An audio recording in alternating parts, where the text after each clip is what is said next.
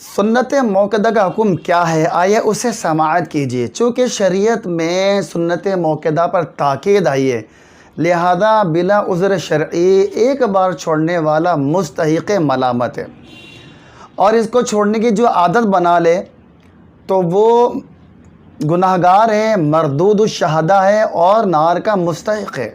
بعض ائمہ نے بیان کیا کہ جو اس کو چھوڑنے کی عادت بنا لے اسے گمراہ قرار دیا جائے گا، اور بعض نے فرمایا کہ وہ نبی کریم علیہ السلام کی شفاعت سے محروم ہوگا، کیونکہ نبی کریم علیہ السلام نے ارشاد فرمایا کہ جو میری سنت کو ترک کرے گا وہ میری شفاعت سے محروم رہے گا۔